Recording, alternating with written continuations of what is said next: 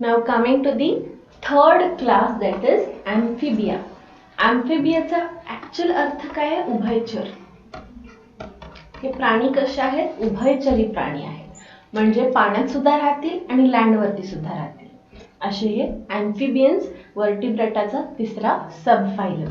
त्यांच्याबद्दल आपण बघूया. These animals are strictly aquatic during larval life. Larval life म्हणजे काय? अंड्यामध्ये जेव्हा ते असतात, छोटे असतात, तेव्हा ते स्ट्रिक्टली ॲक्वॅटिक म्हणजे पाण्यातच असतात, वरती येत नाहीत. Strictly aquatic and perform only aquatic respiration, whereas they can live in water as well as on land during their adult life.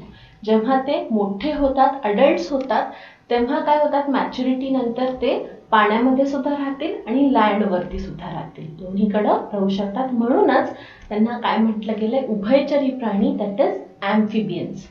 And can perform aquatic as well as aerial respiration. ते aquatic respiration सुद्धा करू शकतात, पाण्यामध्ये सुद्धा respiration करू शकतात, आणि aerial respiration आपण जे करतो ते एरियल रेस्पिरेशन असतं. एरियल रेस्पिरेशन सुद्धा हे प्राणी करू शकतात. They have 2 pairs of appendages. 2 हात 2 पाय. 2 pairs. ओके, 2 हात 2 पाय. Digits are without claws. त्यांचे जे काही डिजिट्स आहेत, डिजिट्स म्हणजे फिंगर्स, हे जे आपले फिंगर्स आहेत, क्लॉज नाही आहेत त्यांच्याकडे. आपण क्लॉजचा वापर करतो ना, क्लॉज नाही आहेत. डिजिट्स आहेत पण क्लॉज नाही आहेत. Exoskeleton is absent. त्यांची जे काही एक्झोस्केलेटन आपल्याला, आपली जशी स्किन आहे, फिश की कशी स्केल्स आहे, तशी यांना एक्झोस्केलेटन नसती. Skin is without any derivative and usually kept moist for respiration. यांच्या स्किननीच ते रेस्पायर करतात. Skin is the actual organ of the respiration over here. External ear is absent but tympanum is present.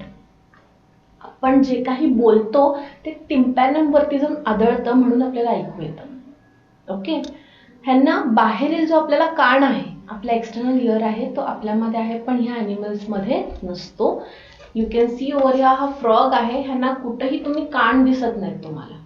Okay, पण त्यांना ऐकू येत असतं, कारण की त्यांच्याकडे काय आहे? टिम्पॅनम, जो मेन ऑर्गन लागतो ऐकण्यासाठी, ज्याच्यावरती आवाज जाऊन आदळतो, तो टिम्पॅनम ह्यांच्यामध्ये प्रेझेंट आहे, पण त्यांच्याकडे एक्सटर्नल इयर्स प्रेझेंट नाही आहे. Neck is absent. आपल्याला कशी मान आहे तशी यांना मान दिसत नाही कुठंच. They have no neck. Direct body start होती from the face and eyes are prominent with the eyelids. त्यांचे डोळे बघा किती मोठेच्या मोठे आहेत. Eyes are very very prominent, एकदम असे पुढं आल्यासारखे आहेत. तो ॲम्फिबियन्स ॲक्च्युली काय आहेत तर त्यांच्यामध्ये स्किन नसती, स्किननीच ते रेस्पायर करतात. ॲम्फिबियन्सचा ॲक्च्युअल अर्थ काय आहे तर उभयचरी प्राणी आहेत. म्हणजेच काय? Aquatic as well as terrestrial. पाण्यात सुद्धा राहतील, लँडवरती सुद्धा राहतील. आणखीन काय तयार? त्यांच्याकडं 2 pairs ऑफ अपेंडेजेस आहेत. 2 हात 2 पाय आहेत.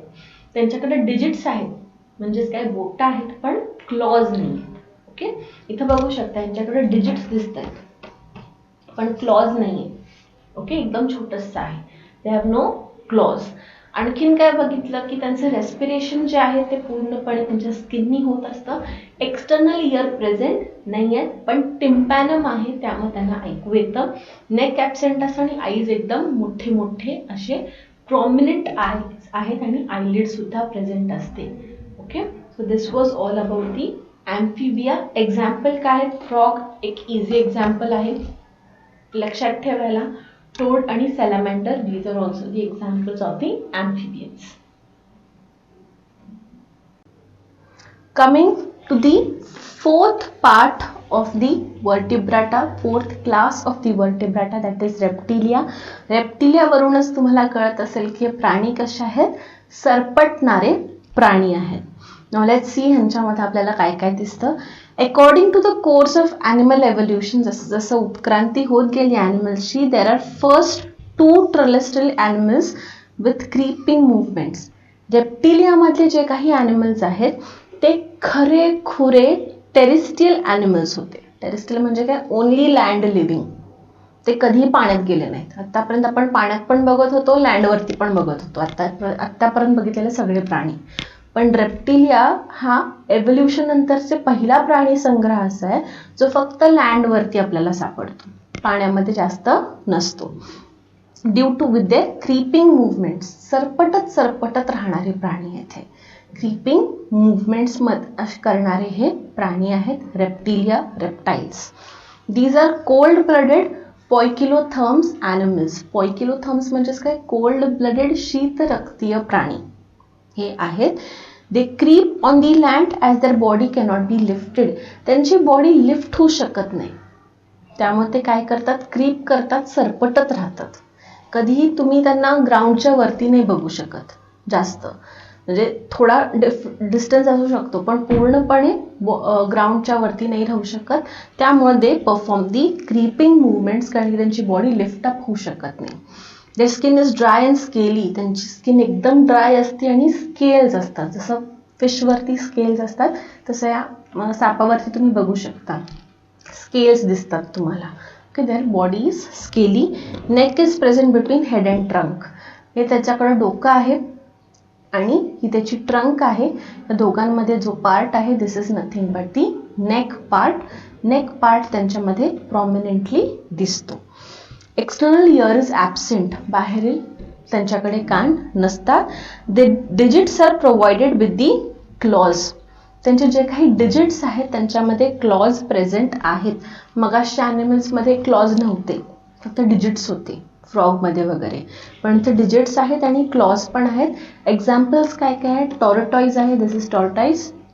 Then coming to the another example, this is snake and this is lizard. Okay, so these are the three examples of the reptilia. very easy. reptiles डोक्यात ठेवून तुम्ही लिहू शकता, कारण की आपण हे प्राणी ऑलमोस्ट बघत असतो. Okay, so you can write this very easily, you can remember this very easily.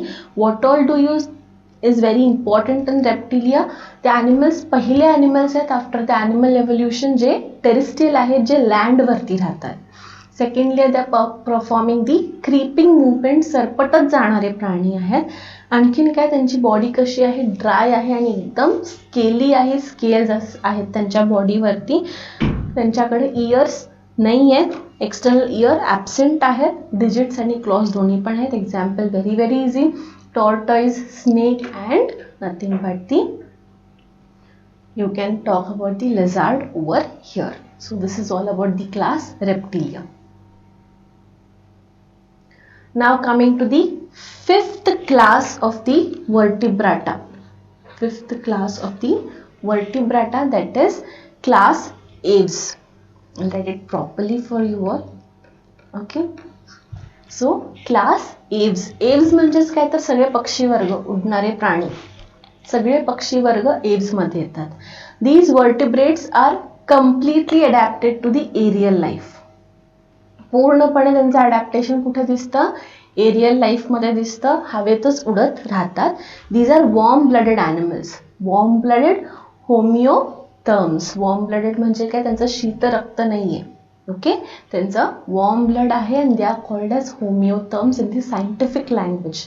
Cold ब्लडला पोइकिलोथर्म्स म्हणायचे. Okay, that is they can maintain their body temperature constant. त्यांचं बॉडी टेम्परेचर कॉन्स्टंट राहतं एका प्रत्येक क्षणाला. तसं वॉर्म ब्लडेड, कोल्ड ब्लडेडचं नसतं, ते change their body temperature as per the situations. Okay, पण वॉर्म ब्लडेड त्यांचं बॉडी टेम्परेचर कॉन्स्टंटच राहतं. That is their homeotherms. Their body spindle shaped. मगाशी मी दाखवलं होतं स्पिंडल शेप म्हणजेच काय, this is nothing but the spindle shape. Spindle shape कशासाठी असतो, फॉर दी रेझिस्टन्स. मगाशी फिशेसमध्ये जो स्पिंडल शेप होता तो कशासाठी होता, वॉटर रेझिस्टन्ससाठी होता. ओके, पण इथं स्पिंडल शेप कशासाठी आहे तर एअर रेझिस्टन्ससाठी आहे. ओके, आत्ताचा जो काही स्पिंडल शेप आहे तो एअर रेझिस्टन्ससाठी आहे. Forelimbs are modified into wings. जे काही फोरलिम्स आहेत, you can see over here, पिजनमध्ये बघू शकता. हे विंग्स जे दिसत आहेत त्यांचे समोरचे जे हात आहेत that is modified into wings. These are the wings. Digits are covered with scales. त्यांचे जे काही डिजिट्स आहेत, बोटा आहेत, they covered with the scales. You can see over here. एकदम छोटंसं पाय दाखवते तर they are having digits but they are covered with the scales and bear the claws. त्यांच्याकडे क्लॉज आहेत म्हणून ते धरू शकतात फांद्यांना वगैरे. Okay, so that is very very important. ह्यांच्यामध्ये मॉडिफिकेशन झालेले आहेत. काय काय दिसतात, 4 लिम्सचे विंग झालेले आहेत आणि त्यांचे जे क्लॉज आहेत they are also modified. Digits जे आहेत त्यांना स्केल्स आहेत. Okay, body is again spindle shaped over here. Exoskeleton is present in the form of feathers. त्यांची जे काही बाहेरील स्केलेटन आहे, आपली कशी स्किन आहे, फिशेसची स्केल्स आहे, रेप्टिलियामध्ये सुद्धा आपल्याला स्केल्स दिसत आहेत. पण या बर्ड्समध्ये, एव्समध्ये आपल्याला काय दिसतं, एक्झोस्केलेटन कशाने बनलेलं आहे, फेदर्सनी बनलेलं आहे. You can see in the pigeon above, ह्याच्यामध्ये पूर्णपणे फेदर्स दिसत आहेत. Neck is present between the head and trunk.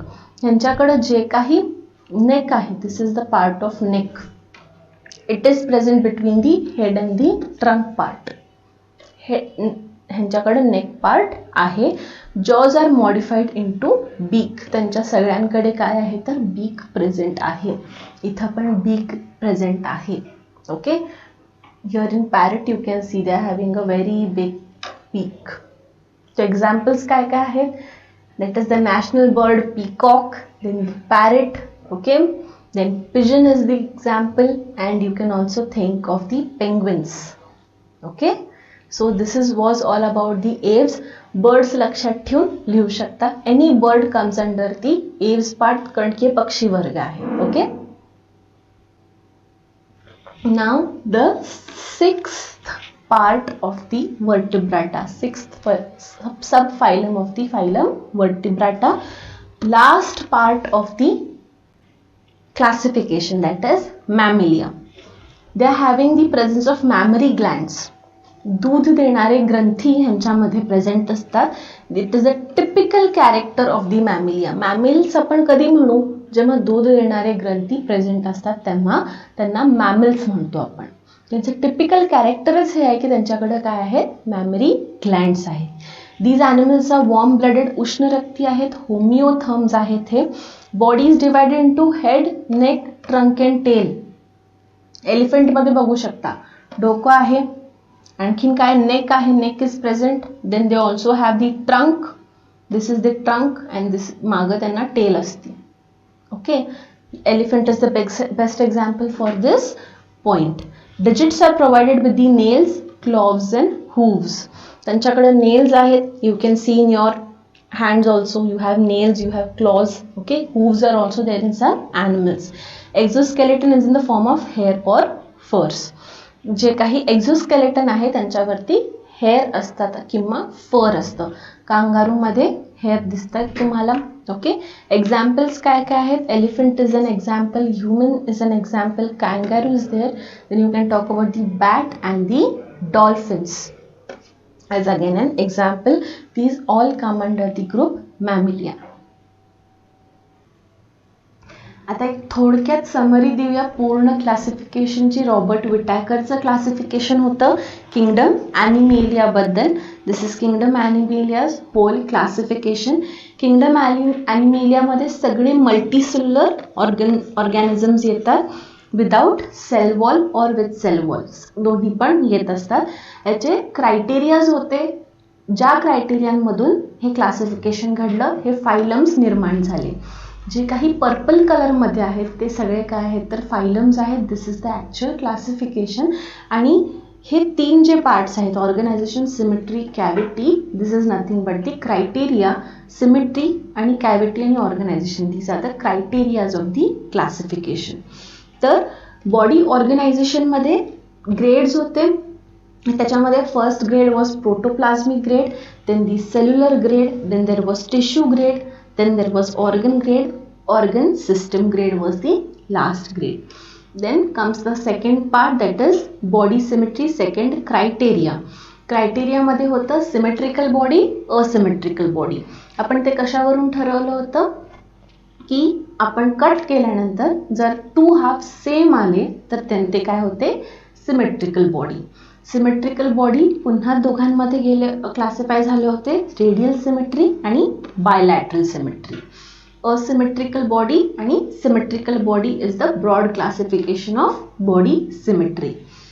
Body cavity is the third criteria. ह्याच्यामध्ये 3 क्लासिफिकेशन्स. असिलोमेट, ज्यांच्यामध्ये सिलोम नाही, प्रेझेंटच नाही, देहगुहा प्रेझेंट नाही. सेकंड इज सुडोसिलोमेट, देहगुहा असल्यासारखी वाटते पण प्रेझेंट नाही. थर्ड इज ट्रू सिलोमेट और यूसिलोमेट, त्यांच्यामध्ये देहगुहा प्रेझेंट असते. ह्या 3 वरून, ह्या 3 क्रायटेरियाज वरून आपल्याला हे फायलम्स मिळाले.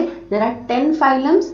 फर्स्ट इज पॉरिफेरा, निडारिया और coelenterata, platyhelminthes, aschelminthes, annelida, arthropoda, mollusca, echinodermata and hemichordata. Hemichordata नंतर येतो कॉर्डॅटा पार्ट. नाव chordata is again divided into 3 parts. कुठलं urochordata, then there was cephalochordata and vertebrata. Vertebrata पुन्हा 6 सब फायलम्समध्ये divide झाला होता. त्याच्यामध्ये first होतं cyclostomata, second was reptilia, third was amphibians, fourth was aves,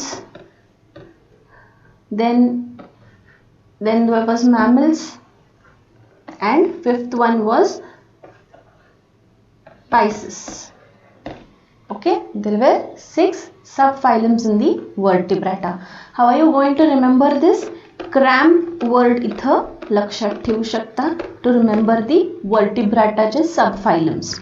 Okay, so these were the broad summary about the whole chapter. What you have to remember is kingdom Animalia कुठल्या क्रायटेरियांनी बनला होता. There were 5 criterias, इथं 3च दिलेले आहेत. Total 5 criterias होते. ते criterias महत्त्वाचे आहेत. फायलम्सचं डिव्हिजन महत्त्वाचं आहे. सगळ्यात महत्त्वाचं आहे कॉर्डॅटाचं division. This is very very important part of the whole chapter. You have to remember. जास्त या चॅप्टरमध्ये तुम्हाला ऑडमॅन आउट येऊ शकतात. आणखीन क्वेश्चन आन्सर्स थोडे असतात. Mostly you will get all kind of MCQs from this chapter, odd man out from this chapter, and other long questions are not from this chapter. Okay, thank you.